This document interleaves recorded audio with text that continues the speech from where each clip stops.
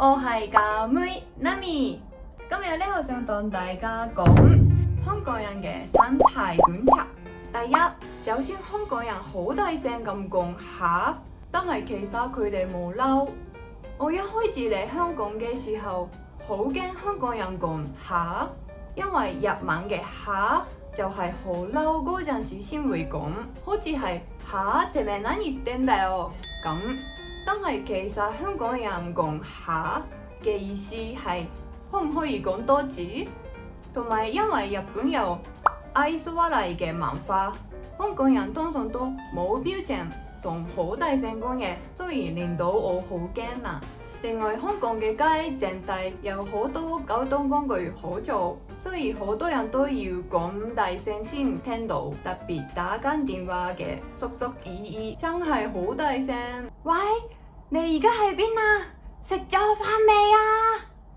唔通佢哋覺得對方係好遠？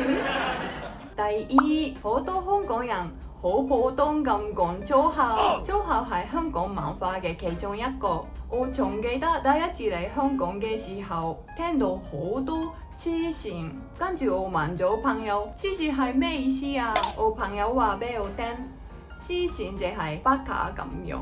另外聽到好多仆老母，香港人呢真係嬲嗰陣時都會講粗口。不過我覺得香港人通常都好似講笑咁講粗口，所以好搞笑。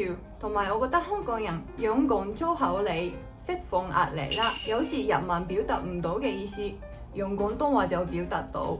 例如我跌咗手機，如果日文就哇最悪，但係廣東話就係哇其實好好用嘅，我覺得粗口好有趣。有機會我想整一條片廣東話粗口介紹俾日本人啦。第三，廣東話冇敬語，好直接講嘢。冇敬語，我覺得好自由啊！我喺日本做嘢嗰陣時 ，send email 俾上司啊或者客人啊，我要 Google search make sure 我講嘢啱唔啱。所以我喺香港 send email 快咗好多啊！但係咧，有時香港人好直接講嘢，所以我一開始少少驚。其實係文化差異嚟㗎。呢個我睇咗以文化理解嘅書，佢寫住呢 negative feedback 嗰陣時，個個國家嘅人會點樣？我哋日本人係最下邊啊。negative feedback 嗰陣時，我哋好間接講。例如，如果有人整飯俾我食，但係少少鹹啦，美味しい美味しい。でもちょっとしょっぱいかな。でも全然他の人は全然気にならないと思う。好鹹啊！你加咗鹽太多喎，真係文化唔同，我會慢慢習慣啦。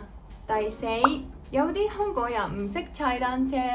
其實我係香港第一次見人唔識踩單車，因為喺日本單車係交通工具嘅其中一個，所以我小學生嗰陣時去朋友屋企玩啦，去公園啦，咁就踩單車啦。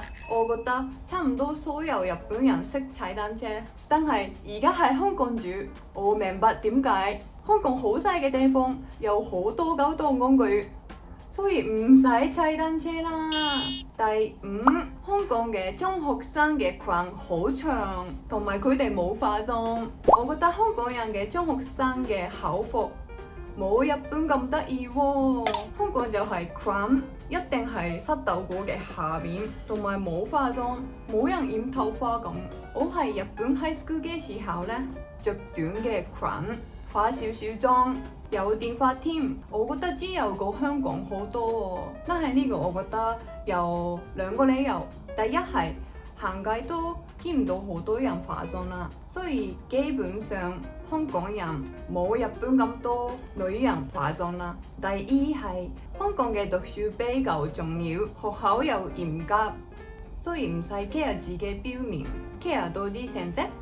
第六，香港好多有錢人，但係睇唔出。我以前經過有錢人嘅地方，同埋真係見到喺嗰度住嘅人，但係同我嘅有錢人嘅 image 都唔同。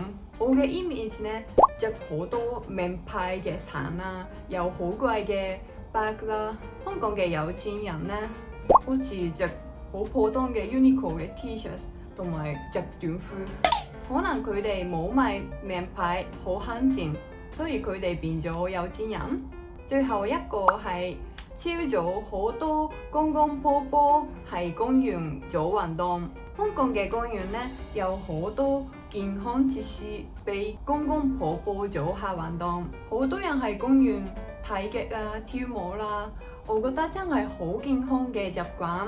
有少少唔同嘅係，日本嘅公園係俾小朋友玩嘅地方，有好多好得意嘅遊戲設施，冇咁多健康設施俾公公婆婆做下運動啦。可能香港嘅小朋友留喺屋企讀書，冇咁多機會去公園玩。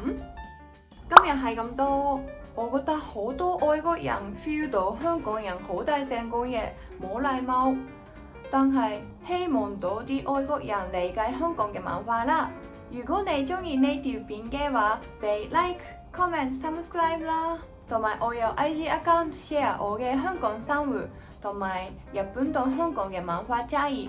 IG 度 follow 埋我啦。今日係咁多，下次再見，拜拜。